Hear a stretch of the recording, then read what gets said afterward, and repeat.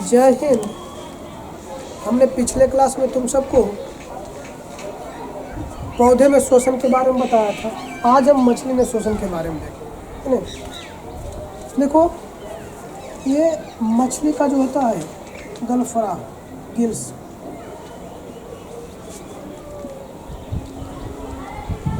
ये जितने भी दिख रहे हैं धारी टाइप है, ये गिल्स पटलिकाएँ होती है, ठीक है। तुम मछली खाते होगे, लाने के लिए जाते होगे, तो तुम देखना कि जो मछली का ये जहाँ पे गलफरा होता है उसको हटा के देखोगे ना, तो इस तरह से धारियाँ मिलेगी, है ना। इसको कहते हैं गिल्स, है ना। मछली जो है एक जलीय जीव है। मछली क्या है? जलीय जीव। अतः ये जो है जल में घुले हुए ऑक्सीजन का उपयोग जो है श्वसन की क्रिया के लिए करता है, ठीक है। इसके लिए इसे एक विशेष प्रकार की अंग होती है जिसका नाम गिल्स है। क्या है?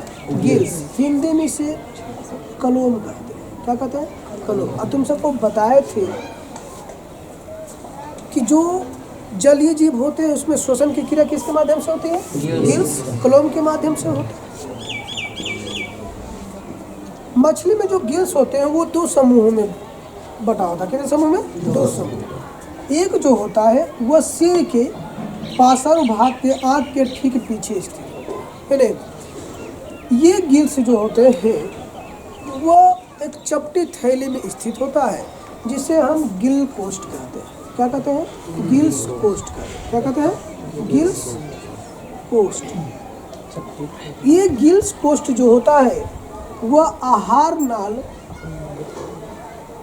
नाल के ग्रसनी में खुलता है। कहाँ खुलता है? आहार नाल के ग्रसनी में। फिर से ध्यान दो, मछली एक जलीय जीव है, अतः ये श्वसन की क्रिया में ऑक्सीजन का उपयोग जल में घुले हुए ऑक्सीजन का करता है ना। श्वसन की क्रिया के लिए जल में घुले हुए ऑक्सीजन का उपयोग करता है, ठीक है। इसके लिए इसमें एक विशेष प्रकार के अंग होता है। क्या है? गिल्स या कलोम। ये गिल्स या कलोम जो होता है वह मछलियों में दो समूहों में बटा होता है। एक समूह जो होता है वह मछली के शीर्ष के पार्श्व भाग, मतलब पिछले भाग, आँख के ठीक पीछे जो दिखाई देता है ना, है ना, उसके मछली के पार्श्व भाग आँख के ठीक पीछे स्थित होता है।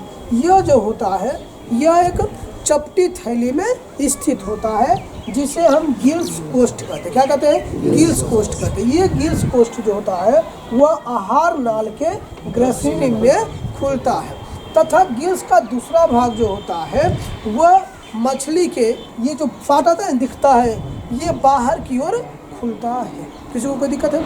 इसमें श्वसन की क्रिया होती कैसे है?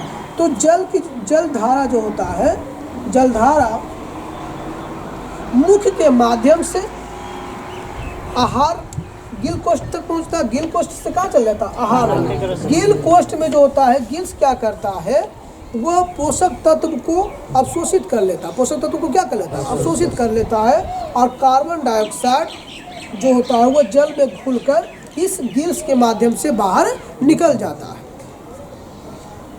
जो ऑक्सीजन होता है वह आहार नाल में जो होता है वह विसरण के द्वारा इसके रक्त में चला जाता है। कहाँ चला जाता है? रक्त में चला जाता है। वहाँ पर जो होता है रक्त में जाने के बाद इसका श्वसन की क्रिया क्या हो जाती है? पूर्ण हो जाती है। कोई दिक्कत है? इस प्रकार से मछली जो है श्वसन की क्रिया करती है। फिर से ध्यान दोगे, मछली एक जलीय जीव होता है जिसके मतलब इसकी मछली एक जलीय जीव होता है। ये क्या करता है? जलीय जीव होने के कारण ये जल में घुले हुए ऑक्सीजन का प्रयोग जो है श्वसन की क्रिया के लिए करता है। इसके लिए एक विशेष अंग है। क्या है? गिल्स या कलोम। गिल्स या कलोम। ये गिल्स जो होता है वो मछलियों में दो समूहों में बटा होता है। कितने समूह में? दो समूह में बटा होता है। गिल्स का प्रत्येक समूह जो होता है वह मछली के शीर्ष के पार्श्व भाग आँख के ठीक पीछे स्थित होता है। और गिल्स जो होता है वह एक चपटी थैली में स्थित होता है जिसको क्या कहते हैं? गिल्स कोष्ठ कहते हैं। ये गिल्स कोष्ठ जो होता है वह आहार नाल के ग्रसनी में खुलता है। कोई दिक्कत है? इसका दूसरा भाग जो होता है वह शरीर के बाहर खुलता है, शरीर के बाहर खुलता है। इसमें होता क्या है कि जल जो है मुख के माध्यम से मछली मतलब कि जल धारा जो होता है मुख के माध्यम से गिल्स तक पहुंचता है। यहाँ पर क्या किया जाता है कि जल में जो पोषक तत्व उपस्थित होते हैं उसे ये अवशोषित कर लेता है और जो शेष कार्बन डाइऑक्साइड बचता है उसे जल में घोलकर जल में घुल जाता है और उसे गिल्स की मदद से शरीर से बाहर निकाल देता है। ऑक्सीजन जो होता है वह विसरण की क्रिया के द्वारा जो है वह रक्त में चला जाता है और इस प्रकार से श्वसन की क्रिया इसमें पूर्ण हो जाती है।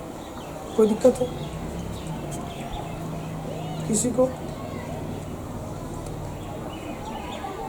किसी को कोई दिक्कत नहीं? इसको मिटा। हाँ? अब हम देखते हैं मनुष्यों में श्वसन की क्रिया।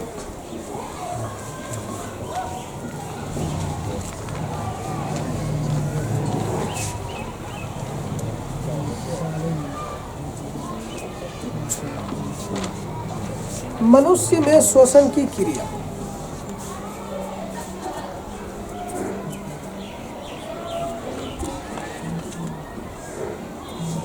चलो हल्ला नहीं करो। मनुष्य में श्वसन की क्रिया जो है श्वसन तंत्र के माध्यम से संपन्न होती है। श्वसन के लिए एक श्वसन मार्ग होता है। तो ध्यान से सुनो। वायु जिस मार्ग का अनुसरण करती है, वायु जिस मार्ग का अनुसरण करती है उसको क्या कहते हैं? श्वसन। श्वसन के क्रिया के लिए वायु जिस मार्ग का अनुसरण करती क्या कहलाता है? श्वसन मार्ग कहलाता है। मनुष्य में श्वसन की क्रिया के लिए विभिन्न प्रकार के अंग होते हैं जिसे हम श्वसन तंत्र के अंतर्गत रखते हैं। श्वसन तंत्र के अंतर्गत रखते हैं। इसके लिए मनुष्य में श्वसन की क्रिया जो है प्रारंभ नासा छिद्र के माध्यम से होता है। किससे होता है? नासा छिद्र के माध्यम से होता है। मनुष्य में श्वसन की क्रिया किससे होता है? नासा छिद्र के माध्यम से प्रारंभ होता है। ये श्वसन मार्ग है। ये यहाँ पे श्वसन की क्रिया होता नहीं है। ये क्या है? श्वसन मार्ग है कि यहाँ से नाक से नासा छिद्र का मतलब क्या है? ये नाक ना, यहाँ से वायु जो होता है वो प्रवेश करता है। वायु क्या करता है? प्रवेश हमारे शरीर के अंदर करता है। तो सबसे पहले कहाँ जाता है? नासा छिद्र। नासा छिद्र में 2 होल होता है, तो वो दिख रहा है। इन 2 होल में जो होता है वह छोटे छोटे बाल होते हैं। छोटे छोटे क्या होते हैं? बाल होते हैं और द्रव्य होते हैं। जो इस नाक में जो द्रव्य होता है उसे म्यूकस कहते हैं। क्या कहते हैं? म्यूकस कहते हैं। म्यूकस ये क्या करता है? जैसे जब हम ऑक्सीजन की क्रिया श्वसन की क्रिया करते हैं तो जैसे वायु जाता है तो उसके साथ धूलकण भी जाता है। तो ये जो बाल होता है वो पहरेदार का कार्य करता है। जैसे मान ले छोटा कण जाने लगता है ना, कहता है खबरदार, कहाँ जा रहा है? कहाँ? इधर इधर। तो वो बाल रोक देता है नहीं? तुम यदि धूल कण में खेलते होगे तो तुम देखना रात भर सोने के बाद हई छोटे छोटे कण तुमको ऐसे है निकलता है।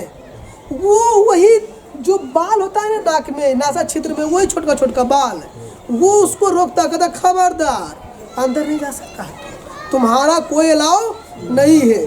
इसको कौन रोकता है? बाल रोकता। मान लिया कुछ ऐसे बदमाश होते हैं जो बाल से नहीं रुका तो आगे ये कहता है कहाँ जा रही है? ओकरा से बचिम है कि हमरो से बचिम है।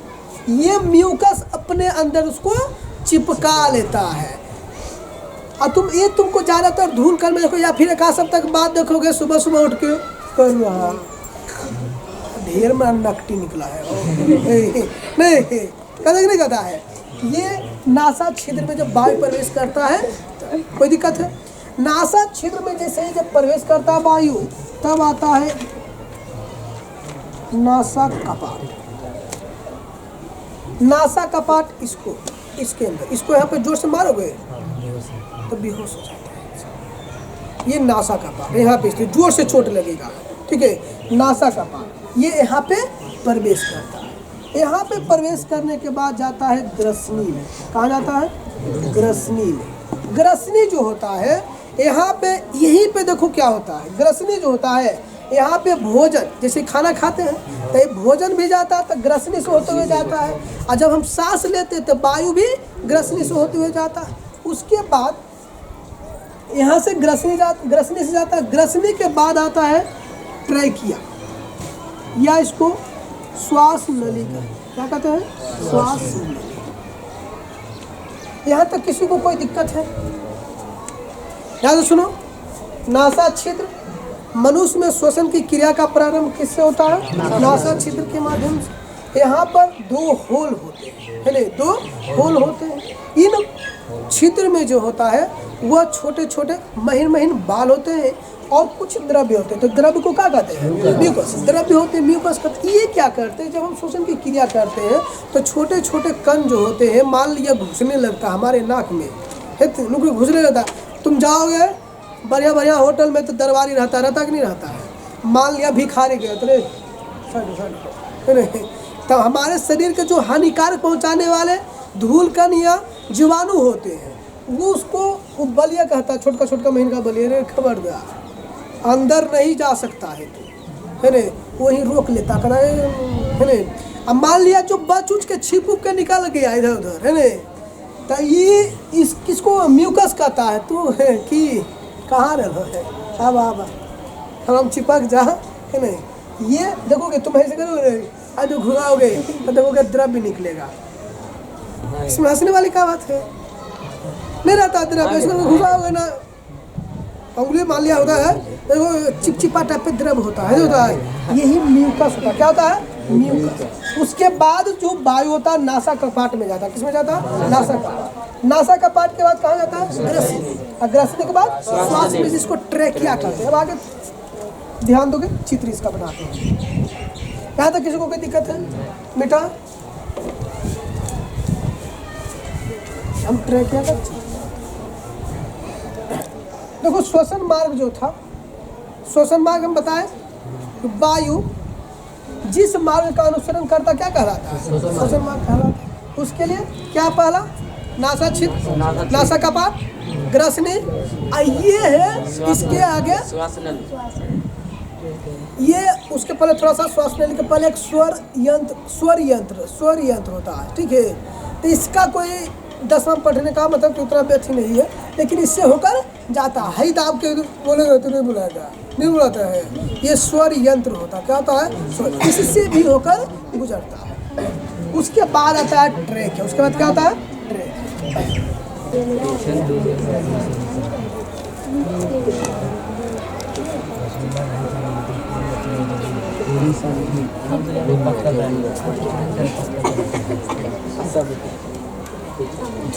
चालू कर दिया।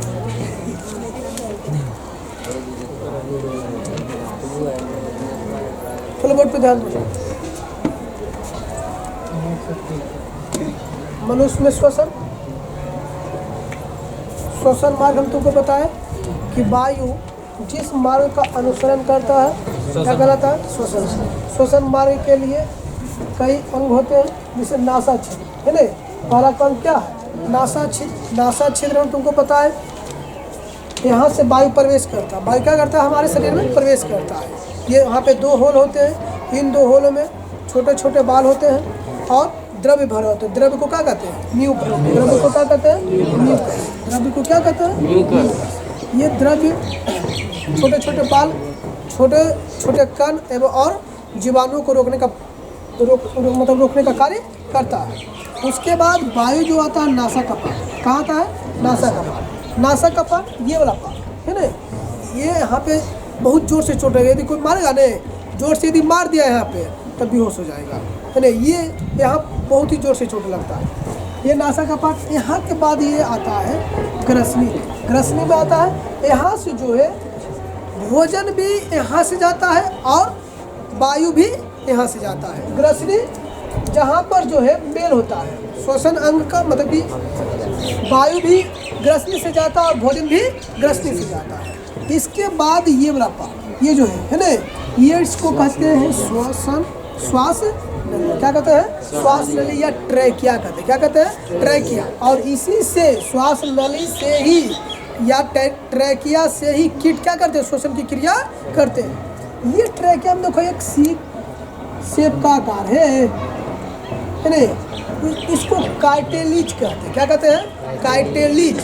ये क्या करता है, ये दोनों को पकड़े रहता है, दोनों को क्या करता है, पकड़े रहता है। श्वास नली जब नीचे की ओर है ना, ट्रैकिया जब नीचे की ओर आता है, जब तक ऊपर है तो ये श्वास नली होता है या ट्रैकिया होता है। लेकिन यहाँ पे देखो तो ये दो भागों में डिवाइड हो रहा है, ये दो भागों में डिवाइड होता है। इसको कहते हैं ब्रोनकाई। क्या कहते हैं? ब्रोनकाई। क्या कहते हैं? ब्रोनकाई। ये इसको कहते हैं ब्रोनकाई। ये दो भाग में डिवाइड हो रहा है ना, इसको क्या कहते हैं? ब्रोनकाई।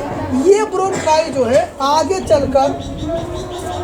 चलकर ये देखो डिवाइड हो रहा है, इसको कहते हैं, ये ट्रैकिया है। क्या है? ट्रैकिया। ट्रैकिया आगे चलकर दो भागों में डिवाइड हो जाता है और ये फेफड़ा में प्रवेश करता है। किसमें कर जाता है? फेफड़ा में। ये टोटल ये दोनों तो तुमको दिख रहा है, ये फेफड़ा है। क्या है? फेफड़ा। इसमें जब प्रवेश करता है ये वाला पार्ट कहलाता है ब्रोनकाई। क्या कहते हैं? ब्रोनकाई। और ये जब ब्रोनकाई देख लो कई पार्टों में डिवाइड हो रहा है, पतली पतली, इसको कहते हैं ब्रोंकोलस। क्या कहते हैं? ब्रोंकोलस। क्या कहते हैं? ब्रोंकोलस। ये ब्रोंकोलस पे जो देखो गुच्छे गुच्छे टाइप है ना, इसको कहते हैं वायु कोष्ठ। क्या कहते हैं? वायु कोष्ठ। अब आगे ध्यान दो, हमने यहाँ तक बताया कि यहाँ से नासा छिद्र से वायु प्रवेश किया, नासा कपाट तक पहुँचा, नासा कपाट से ग्रसनी, ग्रसनी बात कहाँ आती है? श्वास नली के आने, श्वास नली में जब आती है तो ये ब्रोनकाई में आता है, ब्रोनकाई में आने के बाद ब्रोंकोल्स में आता है। यहाँ पे जब प्रवेश करता है तो अब आता है वायु कोष्ठ। किसमें आता है?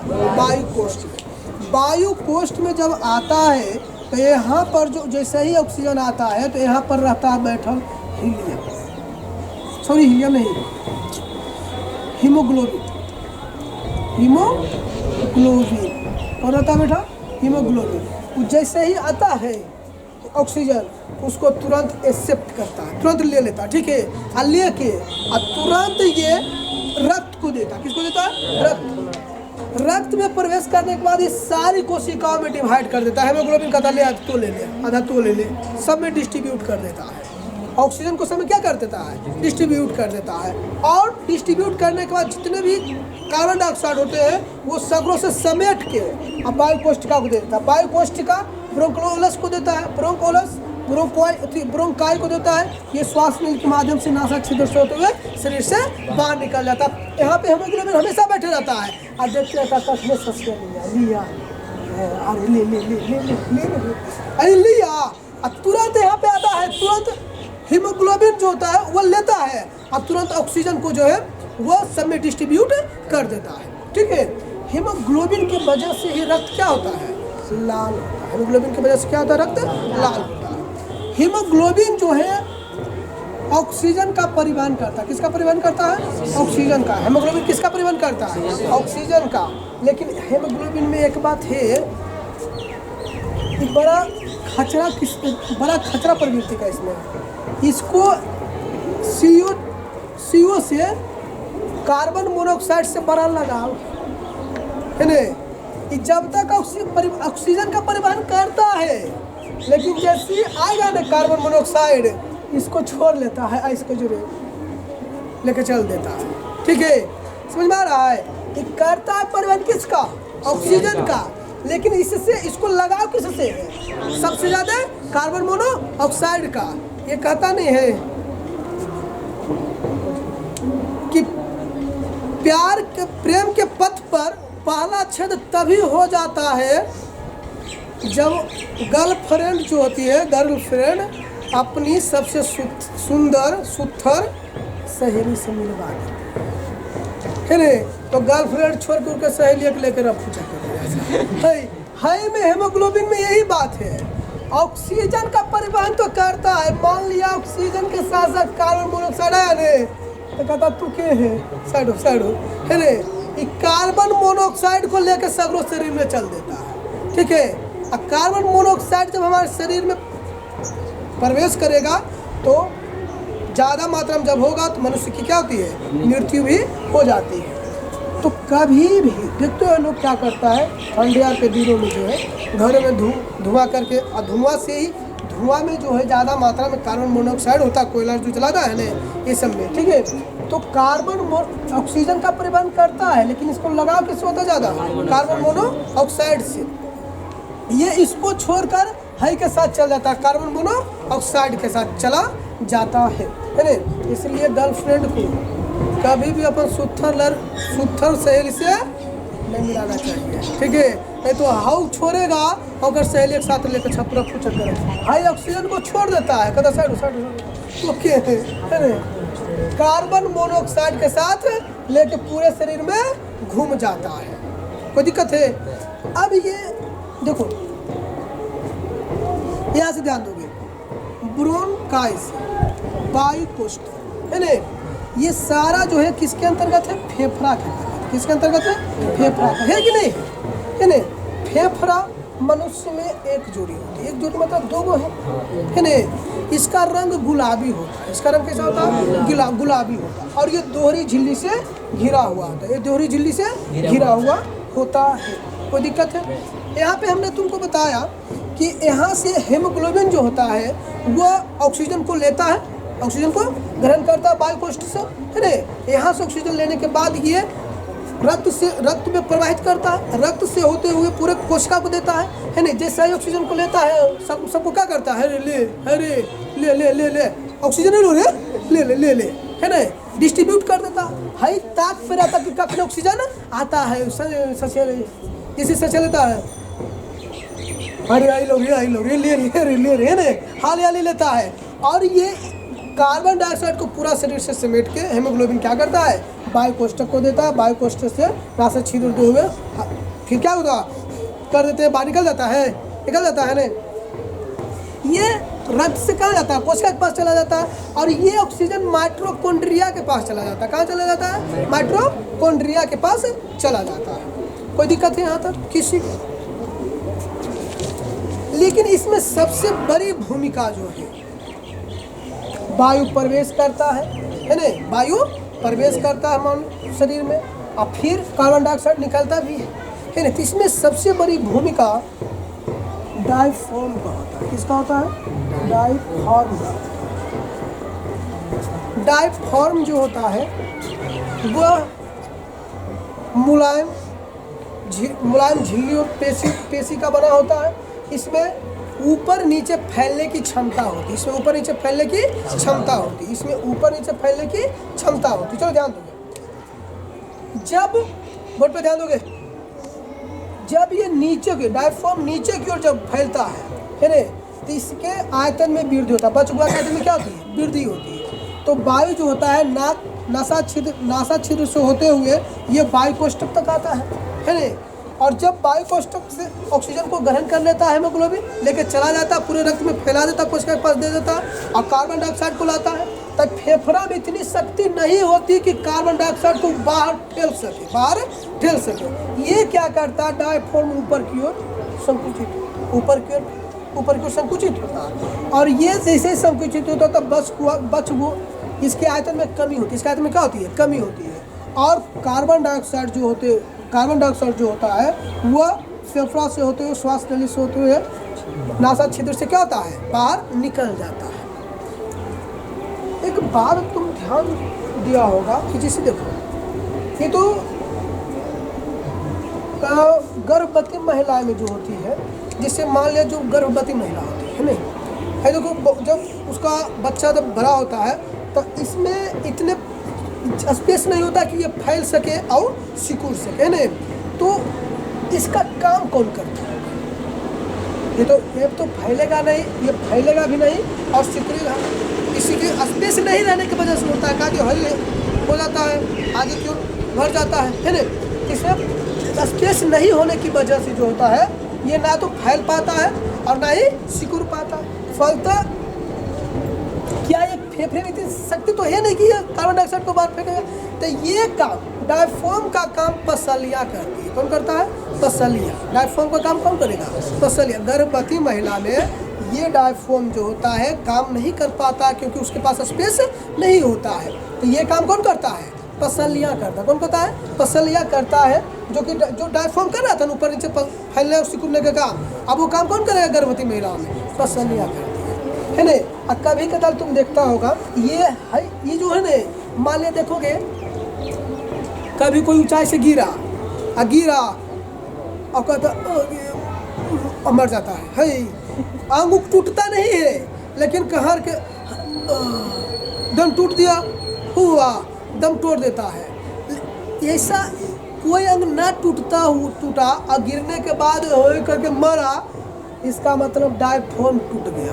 डायफ्राम क्या हो गया है? टूट गया है। डायफ्राम जब गिरने के बाद टूट जाता है ना, कोई अंग नहीं टूटा मर गया और करके मरा, इसका मतलब क्या टूट गया? डायफ्राम उसका टूट गया है। ठीक है, यहाँ तक किसी को भी कोई दिक्कत है? बोलो। आई फेफड़ा के जस्ट नीचे क्या काम करता है? ये फैलने, नीचे ऊपर फैलने का काम करता है। जब वायु इसे ग्रहण करना होता, फेफड़ा में इसे लाना होता है, ठीक है, तो ये नीचे की ओर फैलता है। इसके बचकुआ कहते हैं, क्या हो जाती है? वृद्धि हो जाती है। और जब वृद्धि होगा तो स्पेस नीचे की ओर आएगा, है ना। तो यहाँ से वायु प्रवेश करता है नासा छिद्र से, नासा कपाट, ग्रसनी, श्वास नली, ब्रोंकाई और ब्रोंकोल्स से होते हुए वायु कोष्ठक में आता है। वायु कोष्ठक के पास क्या रहता है? हीमोग्लोबिन। यही है, हाई के छोड़ के हाई से प्रेम कर लेता है। ऑक्सीजन को छोड़कर मान लिया ये आया, है ना, तो उसको छोड़ के, है ना। प्यार के नाव में पहला छेद तब हो जाता है जब गर्लफ्रेंड जो होती है अपने सबसे सुथर सहेली से मिला देती है ना। हाई ऑक्सीजन जहाँ कार्बन डाइऑक्साइड, खाना खाते हैं हिचकी आता है, इसलिए होता है। देखो इसके बजाय यहाँ पे ध्यान दो, ये ग्रसनी, ठीक है, जिसको हलक कहते हैं, हिंदी में क्या कहते हैं? हलक, ठीक है, ग्रसनी। यहाँ पे ये दो भागों में डिवाइड है ना, ये जाता है, इसमें हवा जाता है, इसमें क्या जाता है? हवा, इसमें भोजन। होता कभी कदाल क्या है, देखो ये इधर आता है और ये इधर आता है। ये जैसे मान लिया भोजन कर रहे हैं तो ये हवा में, इसमें तो जाना नहीं चाहिए, इसको बंद करना है। इसको क्या कर देता है? बंद। ये करता है एपिग्लोटिस करता है। कौन करता है?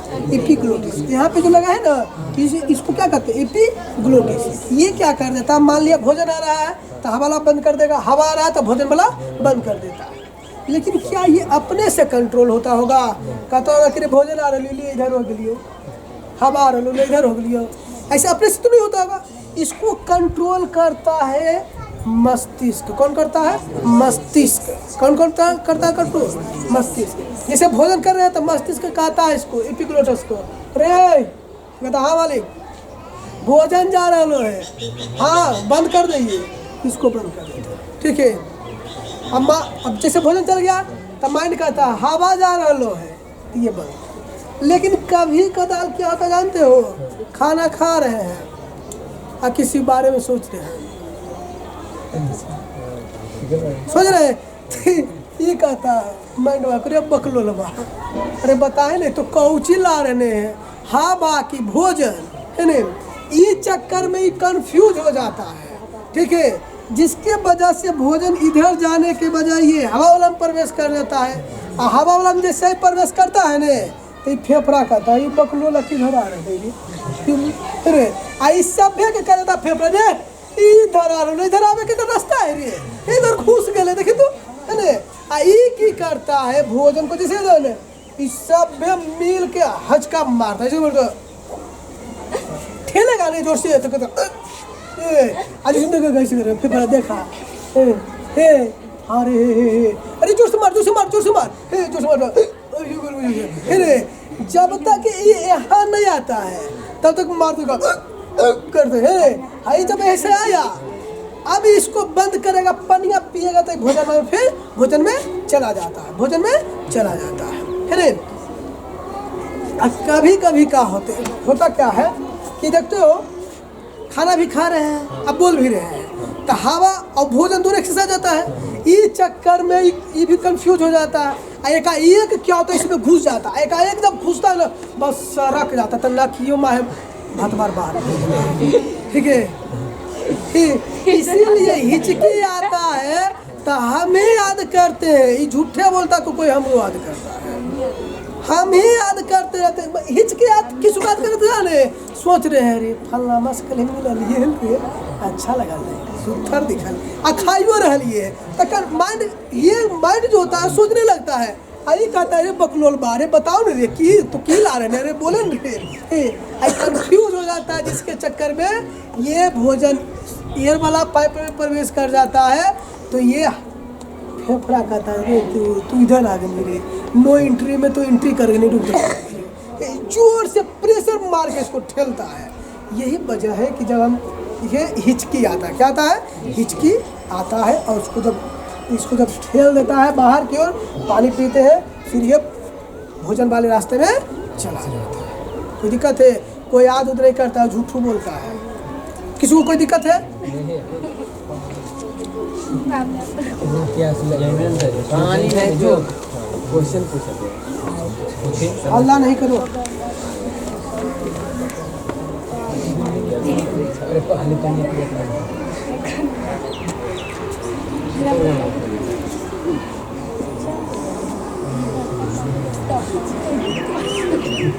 श्वासोवास ध्यान से सुनो है लड़का, श्वासोवास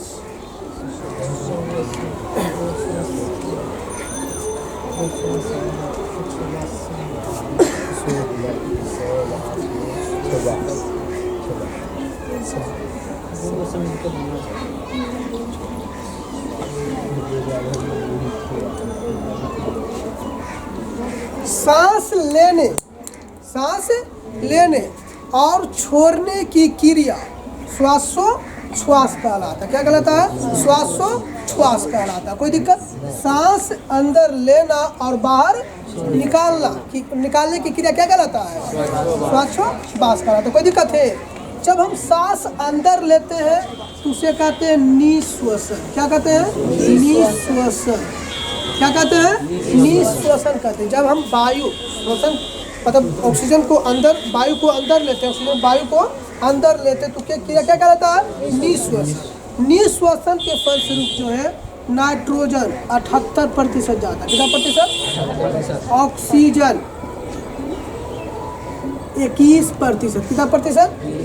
कार्बन डाइऑक्साइड जितना वातावरण में है ना ये वायुमंडल में उतना सभी जाता था। कार्बन डाइऑक्साइड कितना? 0.03%। 0.03%। जब बाहर निकलता है तो देखो यहाँ पे निश्वसन है, एक में लगा दो निश्वसन, ये हो जाएगा निकलना। क्या जाता है?